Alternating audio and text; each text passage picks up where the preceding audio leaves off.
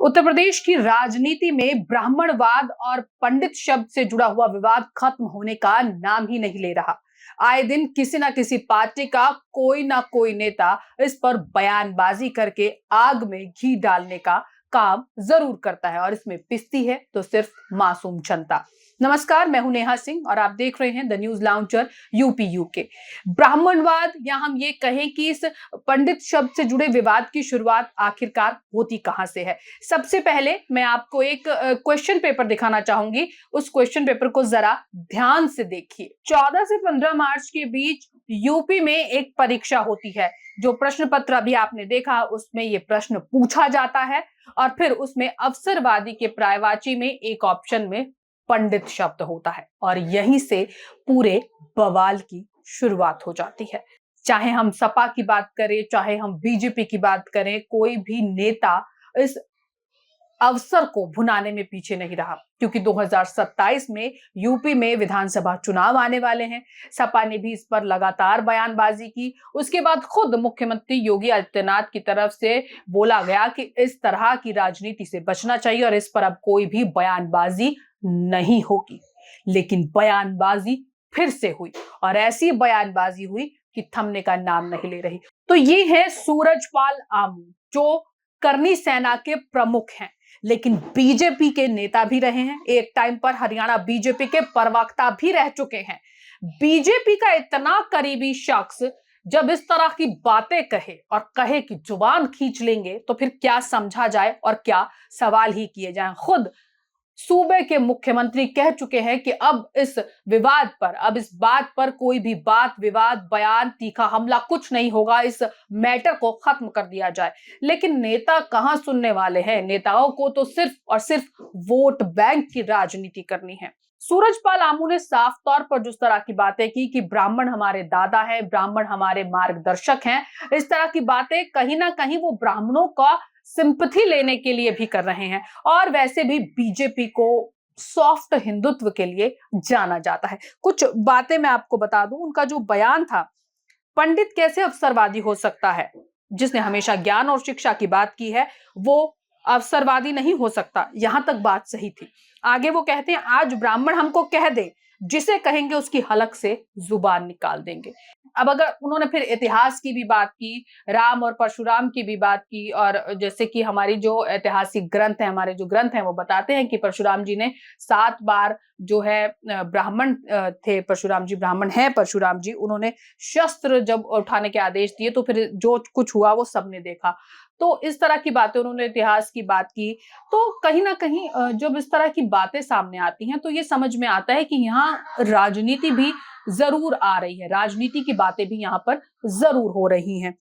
तो वही supreme court ने इसमें एक बहुत ही अच्छी तरह से इस चीज को संभाला है, या कहें कि इस तरह से हम आम लोगों को भी इसे संभालना चाहिए था। उन्होंने साफ तौर से कहा कि किसी एक समुदाय के लिए बार बार हस्तक्षेप सुप्रीम कोर्ट नहीं कर सकता, और कहीं ना कहीं ये बात सही भी है। किसी एक विशेष समुदाय को लेकर आप बार बार न्याय की मांग नहीं कर सकते, चाहे वो कोई भी एक विशेष समुदाय हो। इसमें कोई भी बात ब्राह्मणों के खिलाफ या राजपूतों के खिलाफ या किसी अन्य जाति विशेष के खिलाफ नहीं होनी चाहिए। ये एक फैक्ट है। समाज का ताना बाना हम सब मिलकर बनाते हैं, चाहे वो कोई भी जाति हो, कोई भी धर्म हो।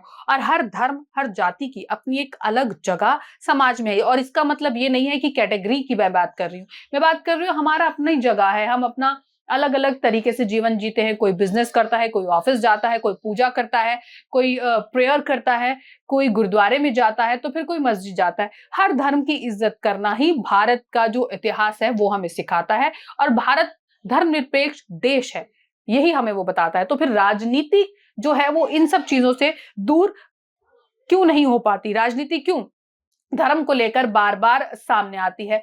कुछ चीजें जो ब्राह्मणों को लेकर अगर हम कहें, अगर हम पीछे कुछ दिनों में जाएं, जब से ये विवाद हुआ या उससे पहले से बात करें, लगातार सभी पार्टियां अब ब्राह्मणों का वोट बैंक लेने को आतुर नजर आ रही हैं। बीजेपी की जब हम बात करते हैं, बीजेपी वैसे भी सॉफ्ट हिंदुत्व के लिए जानी जाती है। फिर बीएसपी की तरफ से भी लगातार अब भोज हो रहे हैं। सपा भी लगातार कोशिश कर रही है ब्राह्मणों को अपने पाले में लाने की। बीजेपी ने कहा भी था कि जब स्वर्ण हमारे साथ होंगे तो फिर हमें कोई नहीं हरा सकता। लगातार इस तरह की बातें जो सामने आ रही है, लेकिन कुछ विवाद भी हुए। बटुक विवाद एक हुआ था यूपी में। माघ मेला था और अन्य धार्मिक आयोजनों में जो बटुक ब्राह्मण होते हैं उनके साथ दुर्व्यवहार का एक मामला सामने आया था। फिर अलंकार अग्निहोत्री का एक मामला सामने आया था और फिर राजनीतिक जो मोड़ है वो इन सब चीजों ने ले लिया था। लेकिन अब इन सब के बीच में जिस तरह की बयानबाजी करनी सेना प्रमुख कर रहे हैं उसे क्या समझा जाए। लगातार जब बात ये हुई थी कि इस बात को नहीं भुनाया जाएगा तो फिर ब्राह्मणवाद क्यों बीच में दोबारा लाया गया। और जब प्रशासन इस तरह के सवाल होते हैं, जब एसआई की परीक्षा हुई तो फिर प्रशासनिक में जब इस तरह के सवाल उठा बनाए गए तो उन्हें क्यों नहीं चेक किया गया। पहले तो वो सवाल ही कहीं ना कहीं गलत था और फिर अब उसका राजनीतिकरण करना भी पूरी तरह से कहीं ना कहीं साफ तौर पर गलत है। लगातार सभी जो पार्टियां हैं अब वो कोशिश ये कर रही हैं कि जो ब्राह्मण हैं, उनका वोट बैंक उन्हें मिले, क्योंकि कहीं न कहीं 10 से 13% जो है वो ब्राह्मणों के वोट हैं यूपी में। और ब्राह्मण कहीं न कहीं एक हवा ज़रूर तय करते हैं यूपी में कि किसकी सरकार आएगी। तो यही हवा अपनी ओर करने के लिए, यही रुख अपनी ओर करने के लिए लगातार कोशिश की जा रही है। जनवरी में बसपा प्रमुख मायावती का जब जन्मदिन हुआ, उन्होंने ब्राह्मणों को भी इनवाइट किया उसमें और 2007 चुनाव की याद दिलाई कि किस तरह से 2007 में जो है ब्राह्मणों ने साथ दिया था। कहीं ना कहीं इनडायरेक्ट रूप से एक बार फिर से उन्होंने ब्राह्मणों का साथ मांगा। तो लगातार अब कोशिश ये हो रही है कि ब्राह्मण जो हैं, स्वर्ण जो है, उन्हें भी अपने साथ किया जाए, क्योंकि 10 से 13% एक बहुत बड़ा आंकड़ा है और कहीं ना कहीं ये रुख तय करता है कि सरकार किसकी आएगी। और जब हम सपा की बात करते हैं, सपा भी लगातार यही कर रही है। उनका जो पीडीए फॉर्मूला है वो सुपर डुपर हिट हो चुका है। उसके बाद वो महिलाओं के लिए भी उन्होंने कुछ दिन पहले सम्मान किया। अब वो लगातार कोशिश ये कर रहे हैं कि ब्राह्मणों को भी अपने पाले में लाया जाए। ब्राह्मणों के साथ अभी कुछ दिन पहले सपा के नेताओं ने भोज किया था। उसमें साफ तौर पर समझ में ये आ रहा था कि सपा भी कहीं ना कहीं ब्राह्मणों को अपनी तरफ खींचने की कोशिश कर रही है।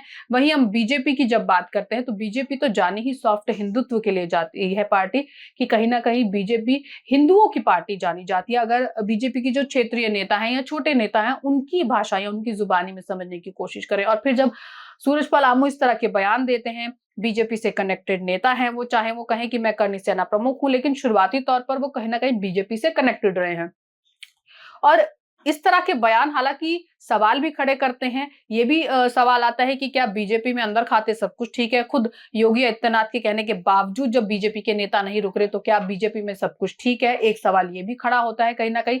लेकिन दूसरा सवाल ये भी है कि क्या ये सिर्फ और सिर्फ एक वोट बैंक की राजनीति है। क्या ब्राह्मणों को अवसर की तरह यूज कर रही है बीजेपी भी या अन्य पार्टियां भी। इसमें सिर्फ एक बीजेपी की बात नहीं हो रही, क्योंकि हर पार्टी कोशिश कर रही है।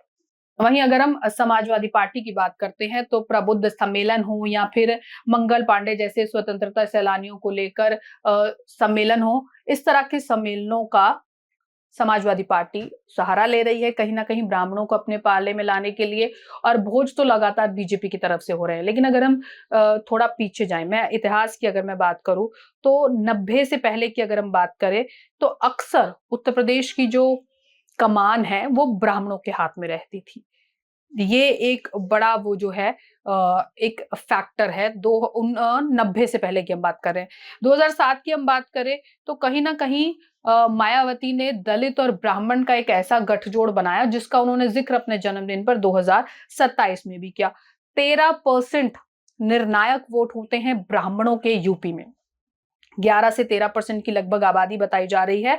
और पूर्वांचल से लेकर रुहेलखंड तक कई सीटें ऐसी हैं जहां पर ब्राह्मण जो है वही ये तय करते हैं कि जीत किसकी होगी, हार किसकी होगी। अगर आप टोटल यूपी की बात करें तो 11 से लेकर 13% कम नहीं है, हवा तय होगी। और उसके बाद अगर हम बात करें पूर्वांचल से लेकर रुहेलखंड तक, जो कि बेल्ट कहीं ना कहीं टच होता है बिहार को लेकर भी, तो वो तय करता है कि वहां तो हार और जीत ही तय किससे होती है, कि ब्राह्मणों से, ब्राह्मणों की वोट से।